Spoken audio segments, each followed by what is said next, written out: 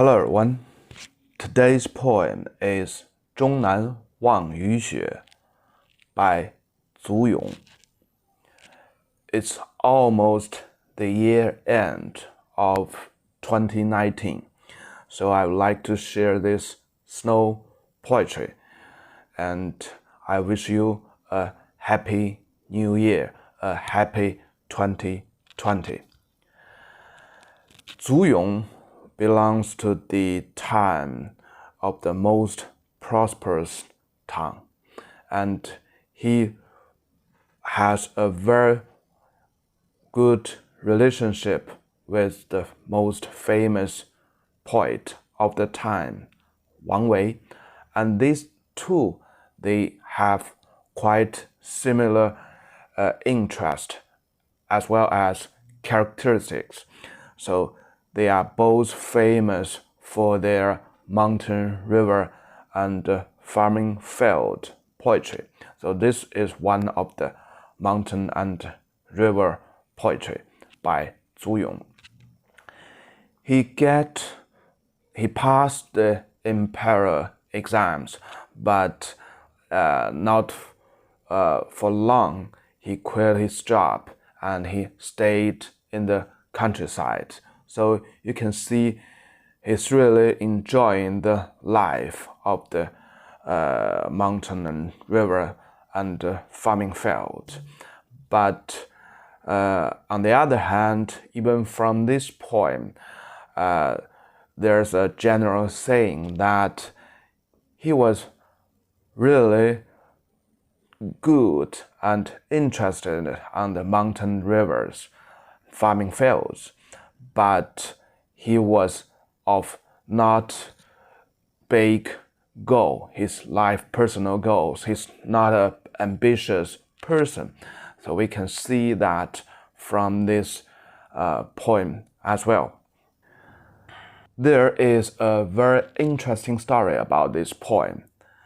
Zu Yong, the poet, attended the imperial exam. All the participants was asked to write a poem with 12 sentences.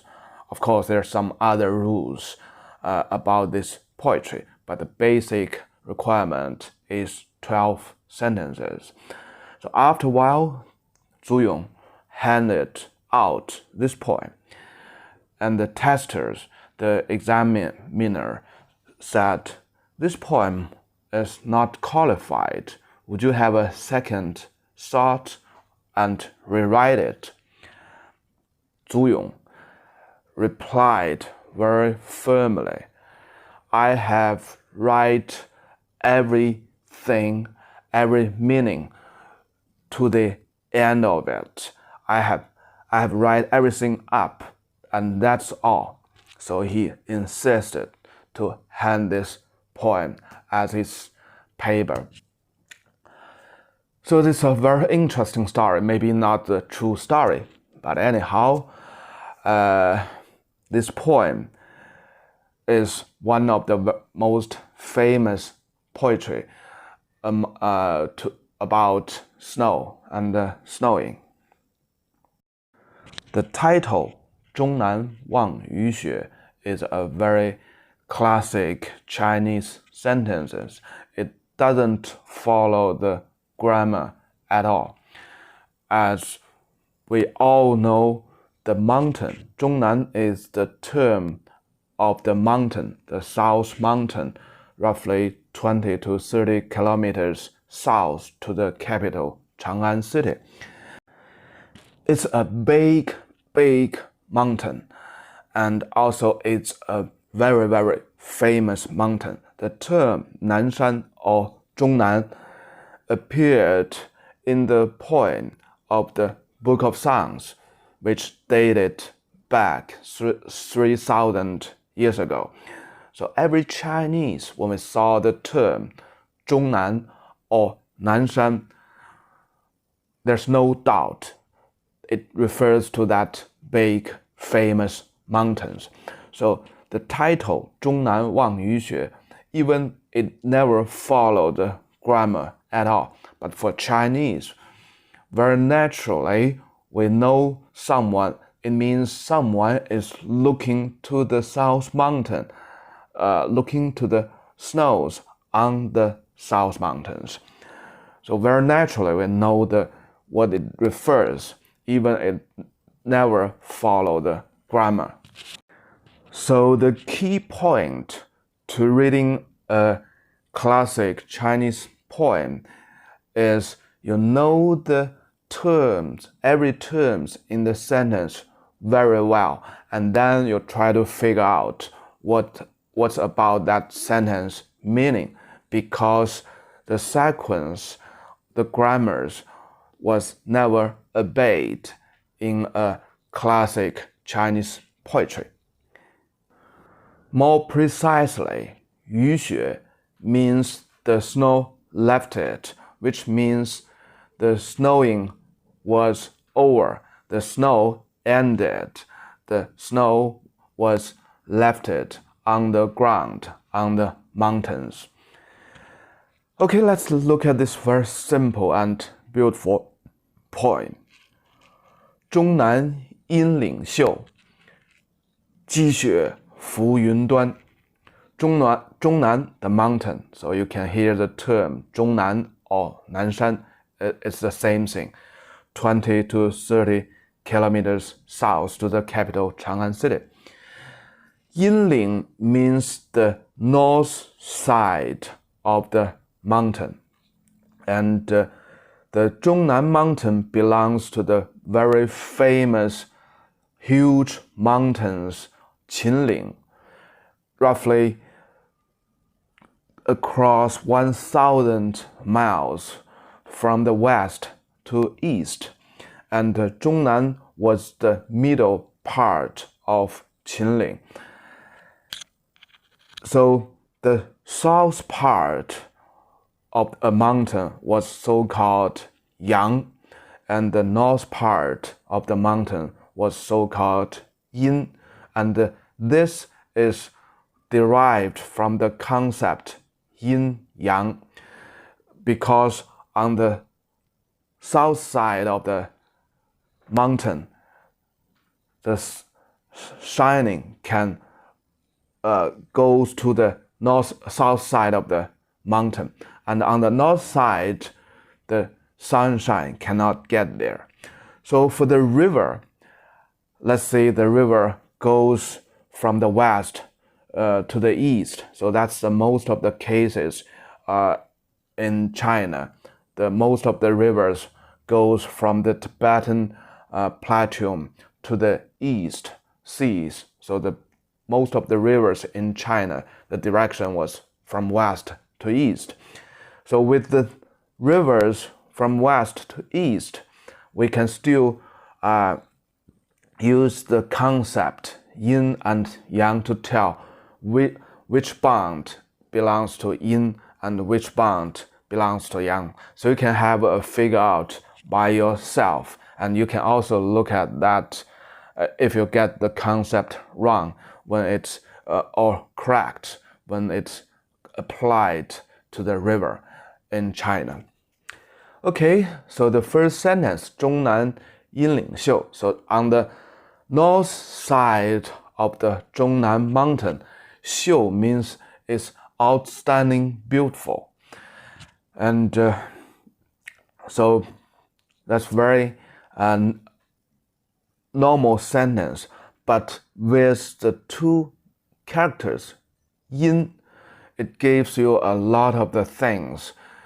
It's in the atmosphere could be a little bit negative, dark, because of the term yin, and also it gives you something about the philosophy because of the yin and yang concept.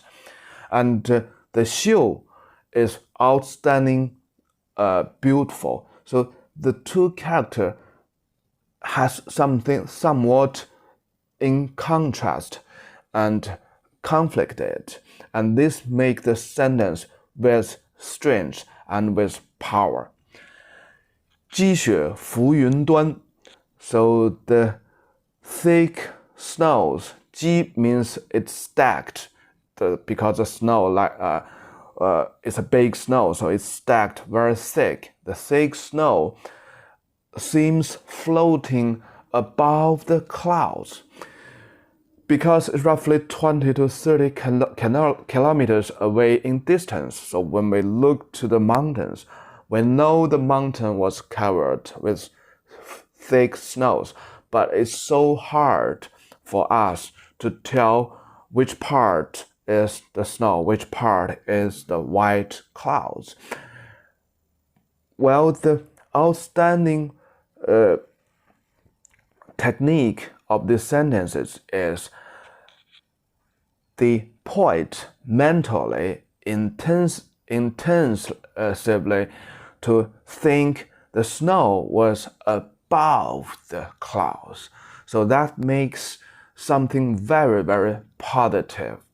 And in the Chinese philosophy, the clouds is something at the most high levels. So if you are a human, if you climb up to the clouds, you are either God or you are immortals. So above the clouds is almost or is always the ultimate goal for a person. And in this sentence, the snows was above the clouds. So this gives the readers a very, very positive spirit inside. It's very, very ambitious and positive. 林表明霁色，城中增暮寒。林表 the surface of the forest. So the forest is just like a thick coat cover the mountains, and above the forest or on the top of the forest, it covers a lot of the thick snows as well. 明霁色, Ming is bright. 霁 means the snow and the rains just ended. So in this case, 霁 means the snow just ended. 林表明霁色 means the snow just ended. The sun comes out and it shines on the top of the thick forest, on the snows that cover the forest. It's so bright and it's with many colors reflected. It's a very beautiful color. 城中增暮寒. In the town, the cold was much stronger at the dawn time. 城中, the city in the town. Which town? The great Chang'an city, the capital city. So in the capital city, it's very prosperous, very rich, very big, powerful capital city. And at the dawn time, when the sun gradually goes down, the cold was much stronger. So you can see the contrast and conflicts by the two words. 增, 增 means increase. It's positive in general sense. And Han normally in the Mandarin has a very strong negative meanings. So the 增 and the Han, the increase and the cold, he put the two characters in one sentence and make it with very strong contrast and conflict. It's just like the first sentence and makes the poem, make this sentence with more powerful and more intense. Now we have go through all the poem, this very simple, colorful, and very positive poem. And the most best part of this poem is the spirits. It's a very, very positive and high spirits. It was reflected by the second sentence, 积雪浮云端. The snow was above the white clouds. So that's a very, very typical Chinese mindset to get up above the clouds, no matter for a human or for anything. That's the ultimate goal for a person or the most high level for any objects or creatures. And also in the second advantage or best parts of this poem is it starts with a little bit contrast by two characters. It's hard to tell it's very, very positive or negative by the first sentence. The yin and the xiu. It's the dark and negative north side of the big mountain. But it looks very, very beautiful, outstanding beautiful. And this contrast and conflicts showed up again in the last sentence. The cold is getting much colder, but he used the verb increase. So increase in general sense is always positive. So this also, just like the first sentence, to make the two characters have the conflicts and interest, make this sentence powerful and intense. And through the four sentences, it also has some of the change over. So the first sentence is started with straightforward plain sentence, and then in the second sentence, with the snow, the reader's spirits goes very, very high above the clouds. It's so positive.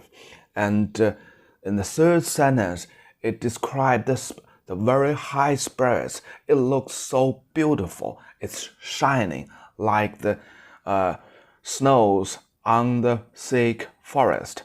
By the sunshine, the snows is colorful, it's shining, it's so beautiful.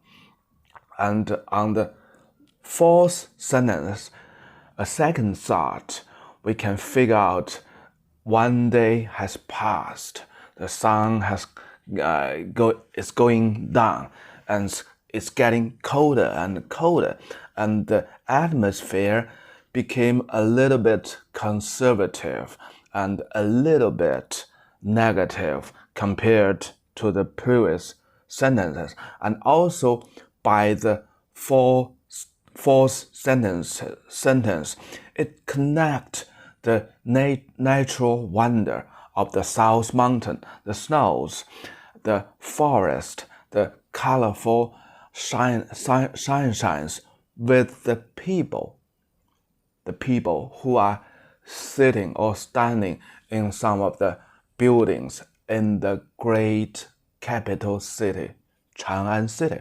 So you have the wonder of the nature, and also by the last sentence, it drags you back to have some of the concern on the feelings of the people in the capital city, or the reader who's reading this poem. So even with such a short little poetry, you can see how and why this poem became the most outstanding poem describing the snow. And also because of the four sentences, we can feel this poet, Zu Yong, his characters is a little bit conservative, a little bit negative, not like most poets in the Tang Dynasty, especially in the prosperous Tang time. The typical poets, they are bold, fearless, ambitious. They look to the most faraway distance. They look to the most high mountains or the place above the clouds, which is quite similar to their life goals. So they always look beyond, and they always want to go to somewhere higher and further. So that's the very typical poets in the most prosperous Tang time. Well, from this point, we can feel this poet, Zu Yong, is a little bit different. Okay, that's for today. I wish you enjoy and happy 2020. Bye-bye.